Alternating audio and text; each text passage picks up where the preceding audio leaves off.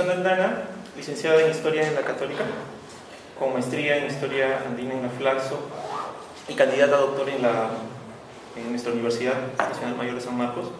Es especialista en Historia Regional.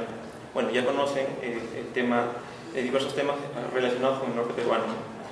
Entre sus principales publicaciones tenemos los textos Empresas Coloniales, Tina de Jaurín en Piura, Balsillas, Viajeros de Algodón, Procesos Históricos en Piura y Tumbes, Poderes de una Región, Comercio, Comerciantes y Familia en el Norte. Yo trabajo y siempre he trabajado el norte del Perú. Primero comencé en Piura y al trabajar en Piura me di cuenta de que había un espacio, una suerte de continuidad.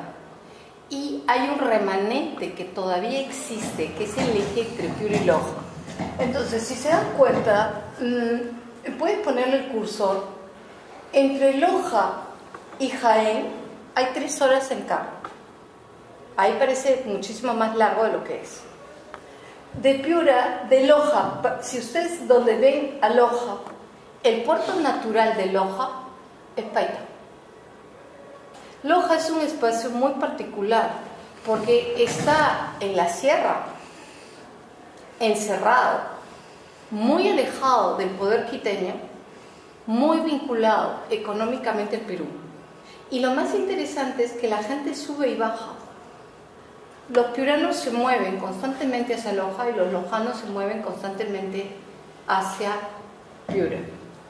Y normalmente la gente campesina siempre sale. Los lojanos van a cautivo en Ayabaca y todos los ayabaquinos y huancabambinos van a la Virgen de Loja, a la Virgen del Cisne.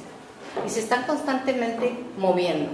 Entonces, cuando trabajé esta zona y descubrí que en realidad era un gran espacio, y por eso le puse un antiguo gran espacio, porque era un espacio que va, es más, pasa, acá está abajo, está desde Chiclayo, o sea, Trujillo. Ese es un espacio en el que la gente se movía constante y continuamente, hasta 1840. Lo que ustedes tienen es que la gente, desde Guayaquil a Trujillo y de Trujillo hasta Guayaquil, los países prácticamente eran inexistentes. Es muy interesante justamente cómo se va a ir construyendo esto. Y el remanente actual de este gran espacio suele ser Loja con Piura. Pero desde Chiclayo, desde Trujillo hasta Guayaquil, por la costa, y desde el mar hasta lo que viene a ser Jaén, Chachapoyas, resulta muy interesante de pensar el espacio. Pero yo me centré en este espacio que es Loja y Piura y le puse incluso el título A caballo entre naciones, porque lo que era es una reflexión para los lojanos y piuranos de lo que era este espacio. Primero que nada comencé además con algo que es un concepto que nos olvidamos. Tenemos 200 años de estados nacionales. Entonces, hablar de una zona de frontera es hablar en realidad del término de países ya definidos y con una experiencia como repúblicas. ¿Me dejo entender? No estamos hablando de 1820. ¿Por qué? Eso desde Lima no se entiende, pero localmente sí se entiende. Porque siempre hay el reclamo de las famosas identidades. Cuando un peruano está en Tumbes, si eres un limeño, la gente te dice sí, porque a la hora yo me voy a pasar al Ecuador. Pero si se presenta un ecuatoriano, no hay nadie más peruano que un tumbesino. No sé si me dejo entender. Y cuando tú te pasas a Machala, es una situación semejante. Solamente que tienen menos reivindicaciones nacionales o regionales, porque en el Ecuador hay por lo menos 3 espacios: Quito, Guayaquil y Cuenca, y un cuarto espacio que es subregión, subciudad, si ustedes quieren, una ciudad vinculada que viene a ser Loja. Entonces, a mí, ¿qué es lo que me pregunté en cuanto a lo que vinculaba este espacio? Y comencé a hacerme 5 preguntas. ¿Por qué es un espacio que es andino criollo? Y eso es otro de los puntos que yo siempre estoy tratando de recuperar. En el momento que se están rompiendo las naciones, hay realidades locales que son previas a la existencia de estas repúblicas y las formas económicas que se generan con estas repúblicas y que comienzan a emerger de diferentes modos y no solamente con un capital social. Por eso también tenemos todas estas creencias tan vitalizadas nuevamente de los apus. Y si ustedes caminan por las carreteras de cualquier parte en el interior del Perú, se van a encontrar con apachetas por todas partes. Lo cual no significa que tengamos que anular a la gente y anular una creencia, o como el antiguo presidente, el expresidente García, decir que eso no sirve para nada. ¿Por qué? Porque un grueso del Perú no es que lo crea, lo tiene como normativa. La idea entonces es encontrar una suerte de equilibrio, donde sí, hay muchas cosas que trajeron los españoles, pero hay muchas cosas que ellos tuvieron que aprender, porque era importante las formas de expresión socioeconómicas aquí, no allá. Es como si yo soy historiadora de la Católica, cuando dicto acá San Marcos, ¿me adecuo a los historiadores de acá o ellos se tienen que adecuar a mí? Piénsenlo. Entonces, en este marco andino criollo, que es el que me interesa, ¿no es cierto?, de este gran espacio que va desde Cuenca hasta Trujillo, Perú, y tiene como eje remanente y central de Loja Piura, me pregunto sobre 5 tópicos. En este tema me repregunté sobre 5 tópicos relacionados. En primer lugar, la geografía y su simbología social, en cuanto que la apropiación del territorio andino sobrepasa la localidad y se expresa en un espacio donde la sacralidad es el elemento cohesionador y donde las cosmovisiones tácitas de su utilización recuperan una suerte de lógica prehispánica particular que, readecuada, se proyecta hasta el hoy. Acabo de estar en Ayacucho, Semana Santa, es muy interesante, y el punto es que no solamente se tienen prácticas de cristianismo. Eso es un poco lo que me interesa, lo que viene a ser la sacralidad del espacio. No solamente ya sabemos, lo dijo Murra, ¿no es cierto? Lo dijo Zoidema con el tigre, el Cusco, como un jaguar a punto de saltar. Hay formas de entender el espacio, y es un espacio eminentemente sagrado. Y en los ejes de relación, eso funciona. De ahí que esté Ayabaca, de ahí que esté el cautivo. Un segundo punto, me pregunto entonces de la arqueología, porque uno de los problemas que tenemos en el norte, y en general es algo bastante común, es que la arqueología no está muy desarrollada. En el caso del norte, más allá de Moche, prácticamente no hay nada más. Y otro de los grandes puntos que tenemos es que la mayoría de los historiadores comenzamos el 16 de noviembre de 1532. Y te volaste 15.000 años de historia simplemente porque no teníamos grafía. Entonces, me interesa desde la arqueología por preguntar cómo fue, cuánto se perdió, se fusionó con lo que trajeron los españoles. Generalmente nosotros estamos pensando siempre que ellos son los elementos culturales, que son los elementos civilizatorios. Pues sí, pero acá tenías un imperio. Entonces es un nuevo punto que digo, porque a la hora de la hora lo que tiene que hacer este espacio, ¿no es cierto?, desarrollaron, por ejemplo, los españoles cuando llegan desarrollan una forma de territorialización sumamente distinta a la que existen aquí. Como cualquier sociedad campesina, saben utilizar la tierra, pero me pregunto si realmente sabían utilizar las alturas y manejar ese famoso control vertical de pisos ecológicos, que además funciona para la Sierra Central y Sur. En el norte es distinto, y que no tenemos ningún trabajo arqueológico que realmente nos permite establecer cómo funciona, y si funciona en el norte, ese famoso control vertical de pisos ecológicos. De hecho lo hay, pero las sierras norteñas son muy buenas para ganadería, gracias a los españoles que llegó la vaca, pero en el fondo agrícolamente no son muy ricas, de ahí que Cuenca sí lo sea. Entonces, un tercer punto, ¿no es cierto? Bueno, y yo lo que decía, una cosa es encontrarte con un imperio y otra cosa es encontrarte con el Caribe. Son 16.000 años de historia. Tampoco es que quiera decir que son los sumos, pero encontrar el equilibrio.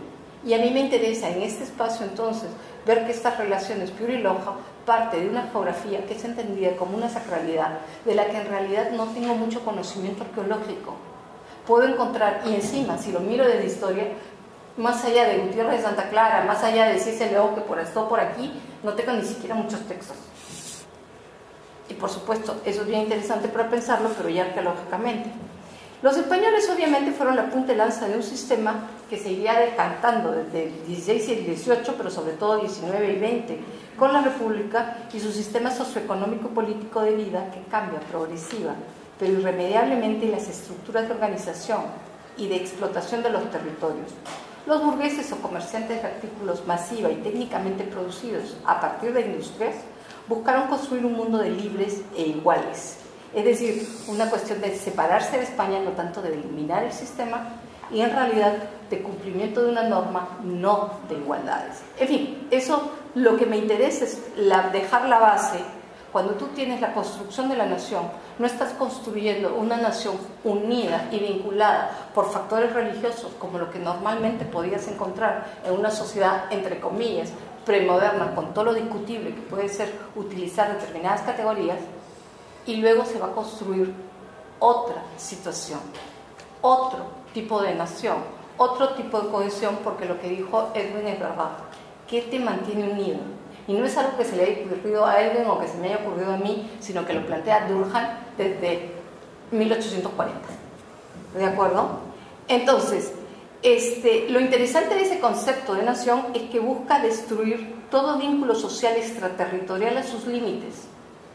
En una zona a caballo entre dos países, esto es fortísimo, porque tienes una estructura que viene a ser holística, en el sentido de que tienes un espacio que se entiende como un todo, al que de repente lo comienzas a delimitar, cortar de una manera distinta, y comienzas a separar y poner un límite donde unos, los que quedaron de este límite, son los que tienen todos los derechos y tienen todas las posibilidades de ser protegidos por un determinado espacio, y los que quedan del otro lado simplemente pertenecen a otro espacio, pertenecen a otra realidad política y son protegidos, entre comillas, por otra situación.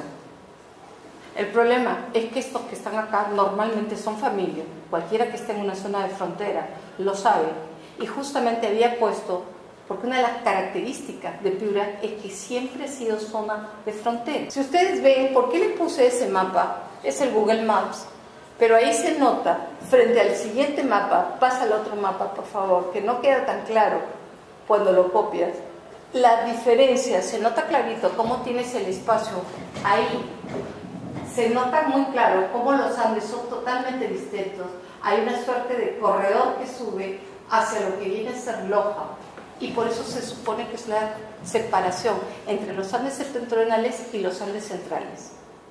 Y Piura está en algún momento con Loja bajo la influencia de los Andes septentrionales, de las confederaciones chiris, no tanto chiris, pero de los diferentes grupos y de los logros culturales de los paltas, etc. Pero en algún momento hay toda una etapa en que comienza a ser progresivamente subsumido desde los Andes centrales, pero jamás pierde esa característica de ser zona de frontera. Otro punto que es interesante porque estás construyendo esta nación, aunque esté un poco desordenada, recordemos lo que les estoy diciendo, es una geografía sacra, pero es una geografía diferente. Es muy importante el vínculo con el espacio, no solamente es con la luna que esquilla. En el norte la luna es masculino y la luna es más poderoso, porque la luna sale de día y sale de noche. El sol también existe y está vinculado a lo que es la Pachamama, el aire, el agua. Todos los elementos están presentes y están presentes en una forma de entender la región, entenderla de una manera distinta, y por eso es que reconozco lo sacralizado. El problema es que arqueológicamente yo no puedo saber por qué cuando estás en el camino de Tucumán o cuando estás de Olmos subiendo hacia la sierra te comienzas a encontrar con piedras que tienen hoyitos. La lógica te dice que le están mochando al sol o a la luna, porque nadie camina de sol, de día. Pero en el fondo tenemos muy poco conocimiento arqueológico de lo que está sucediendo. Entonces, normalmente además es un espacio que se asume que los españoles cambiaron el mundo. Falso. Los que cambiaron el mundo fueron los chimúes. Cuando estás en Piura, quienes resistieron fueron a los chimúes. El primer elemento cohesionador del norte son los chimúes. Quienes fueron brutales fueron los incas. Los españoles, no. ¿Me dejo entender? O sea, esa idea de que hay una conquista única, yo estoy tomando un trabajo de Carolina Nova que me pareció muy interesante. nosotros pensamos siempre que hay una sola conquista y en el fondo son espacios que sufren diferentes conquistas porque una conquista es siempre una conquista. ¿Me dejo entender? Y sufre un cambio de vida. Ahora, claro, que a la hora de la hora la presencia española significó en el tiempo grandes cambios. Por eso les decía, la idea de cómo esta zona de frontera, de ser una frontera cultural, termina siendo una frontera legítima de lo que puede ser entre dos estados republicanos. Pero que entonces tienes el problema que estas formas de organización de este espacio, porque yo estoy reflexionando sobre el espacio, este espacio tiene entonces todo un pasado que le permite construirse y ser viable, pero a la hora de la hora decide de algún modo, que no lo sé, quizás no en algún momento podemos conversarlo, decide mantenerse dentro de un espacio nacional. ¿Por qué? Será interesante reflexionar. Entonces, en el momento que se comienza a crear la nación, en el momento que tienes la forma, el abstracto cohesionado o el constructo, si ustedes quieren, o entra a la discusión, es la nación. La forma política es la república, la forma económica el capital, la forma social la democracia. Estamos de acuerdo. En ese momento, cuando se comienza a construir la nación, se diluyen los vínculos de una monarquía y reemerge la nación, reemergen las regiones que en el fondo recuperan de alguna manera ese pasado que arqueológicamente no sabemos muy bien cómo funciona. ¿Por qué? Porque, oh casualidad, que si uno piensa en todo el norte y piensa en los norteños, estamos hablando del espacio Chimú.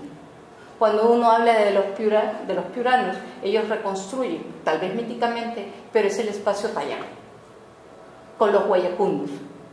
Son grupos de etnias que son interesantes de pensar. Y en el caso de Loja, no es casual, Loja es un espacio muy interesante porque incluso había un grupo de rebeldes que se opone a los chimúes, se opone a los incas y se opone a los españoles. Y ahí, al costado, que se funda Loja. Con el espacio, además, tan particular que yo no conozco a nadie que haya trabajado como a Cuenca. Cuando fundan Cuenca, que es la capital de todas estas macroregiones, en el norte, este conjunto sistémico de regiones, lo que tienes entonces es que para poder fundar la ciudad, que es la que va a articular, le tienen que pedir permiso a los indígenas, a los curacas locales, porque si no les piden permiso, no la pueden fundar. Y sí habían españoles allá sentados, pero no estaba fundada como ciudad. Y tienen todo el problema de Tomebamba. Realmente es muy interesante cómo el percibir estos espacios como separados te corta el cuento en dos. Solo nos queda Loja y Piura, pero Loja está articulado, y le dije ya durante 200 años, a la mala, por un sistema diferente de base industrial en una realidad que está construida como una monarquía. Pero la monarquía, esa base agrícola, se fundamenta más en lo que viene a ser la apropiación de un territorio. ¿Me dejo entender? De una manera distinta. Entonces, cuando comienzan a crearse las naciones, reemergen las regiones. Y entonces, por eso mismo, comienzo yo a preguntarme, mi reflexión final, es cómo en el nuevo panorama que comienza a salir, en este espacio que se está rearticulando, que la nación se está licuando, que están emergiendo otros poderes, que están reemergiendo otras formas culturales, más allá de las formas modernas, capitalistas. ¿Cuál es el espacio? Para no solamente unas formas andinas de pensar el espacio, que están ahí, fuera de Lima, y que las tenemos ahí visibles, sino cómo las regiones se van a rearticular y se van haciendo presentes en este mundo o estas formas políticas que están también en procesos de transformación. ¿Qué me interesa? Porque las regiones son en realidad las que se están vinculando con más fuerza a todo el proceso globalización, a todo lo que viene a ser el espacio de la gobernanza global, que vendría a ser la gran forma política que iría acompañándose en el tiempo con la globalización. No sabemos cómo es, y mi reflexión final giraba sobre eso. Entonces, por eso fue que yo puse este espacio de cómo la región te permite pensar el Estado de una manera distinta. Sí, gracias. El Estado de una manera distinta. Estoy tratando de recapitular para poder cerrar el discurso ¿cómo piensas el Estado de una manera distinta? Porque ya se está readecuando, reconfigurando el nuevo panorama internacional, o no hay internacional, el panorama global, donde se están creando las gobernanzas, la gobernanza global, donde los puntos de apoyo son las ciudades globales. ¿Cuál va a ser el rol del espacio geográfico? ¿Cómo se va a reeditar? ¿Cómo la región es la que se vincula con más facilidad y el Estado-nación comienza a debilitarse, a diluirse? Es más, miren ustedes, basta con que hagan el análisis de las elecciones y van a ver cómo una cosa es la realidad urbana y otra cosa es la realidad regional. Y no solo provincial, porque no es la ciudad versus el campo, sino que se mueve por espacios. Los cajamarquinos, todos votaron por Santa. Y cuando se reconstituye el APRA, los norteños reocuparán el APRA, o sea, reocuparán el espacio. Es más, el éxito de Acuña también fue en el norte, que él se autodenominó el seguidor de Ayala Toa. Es muy interesante. Entonces, nuevamente, para ir cerrando las ideas, la región te permite ir pensando el espacio nacional de una manera distinta. Es lo que puede ser una suerte de enfoque descentrado, donde tú tienes la expresión de una forma de entender el mundo distinta, que es aún vigente. Cualquiera que sea de una región sabe que no estoy hablando algo, porque la región se siente y la gente tiene una manera de comportarse que no necesariamente es la que se valida desde la República. De ahí que me interesa el manejo de la geografía y la sacralidad. ¿Cuál es el problema? No tenemos elementos para pensarlo, porque no tenemos arqueología desarrollada. El virreinato supuso otra realidad, estamos de acuerdo, llegaron elementos nuevos con los españoles, pero lo que tenemos que pensar es que hay espacios y realidades que ellos no manejaban. En el norte, por ejemplo, no tenemos el control vertical de pisos ecológicos, pero tampoco había gente, eso me olvidé decir. ¿Por qué? Porque se habían chocado los chimúes con los diversos grupos como los tayanes y los huancapampa y los bracamoros o los pacamoros. Luego tienes los incas con los chimúes. Si hay algún gran encuentro, es justamente aquí, y se da en la zona norte del Perú. La falta de población no es solamente por la llegada de los españoles. Es más, me acuerdo que Franklin Pierce lo decía. Él decía que cuando llegaron los españoles lo que hicieron fue poner a todos estos mil vacunas, y que cuando se cae el macroestado, obviamente la gente, para no perder sus vínculos de parentesco, regresan a sus lugares, y al regresar a sus lugares dejan espacios, entre comillas, vacíos de población. Y ahí lo que llegan son los españoles, que no llegan solo por el Pacífico, llegan también judaizantes. Es el cuento maravilloso, tanto en Loja como en el caso del Perú. Tienes toda una percepción de que también entra la gente desde Brasil o por el río, y son judaizantes que nadie quiere que se sepa de ellos. Y por eso, si ustedes miran, los norteños serranos son particularmente blancos. ¿Por qué? Porque hay tierras, y lo que tienen que hacer estos señores es aindiarse. No hay nada más interesante cuando tú vas a Santo Domingo de los Colorados y te encuentras, perdón, no es de los Colorados, Santo Domingo de Chalaco, y te encuentras a pelirrojos indios, campesinos, indios. Es muy interesante. O cuando estás en Santo Domingo de los Colorados, en Ecuador, y te encuentras a los negros, que te hablan quechua y que están vestidos como quechuas. Los negros se aindiaron para sobrevivir, los blancos también. Pero eso no significa que dejan de tener sus prácticas sociales como gente blanca española. ¿No se han dado cuenta que, oh casualidad, todos los partidos políticos son del norte del Perú? Qué casual, ¿verdad? Y es más, los más socialistas, o sea, los partidos densamente socialistas, son o de Talara o de la Sierra Piura. Estamos de acuerdo, hay movimientos muy fuertes en lo que viene a ser Arequipa, etcétera, pero que van a marcar la historia del Perú.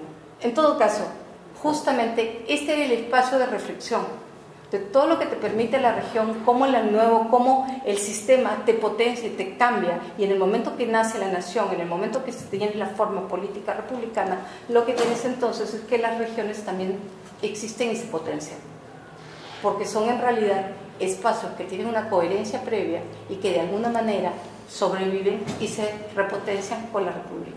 Y finalmente, que hay un nuevo juego que se está comenzando a dar, bueno, ya estamos bien metidos en el asunto, y que en el fondo también se vincula directamente con las regiones y cómo la gente se está relacionando directamente, saltándose al Estado Nacional.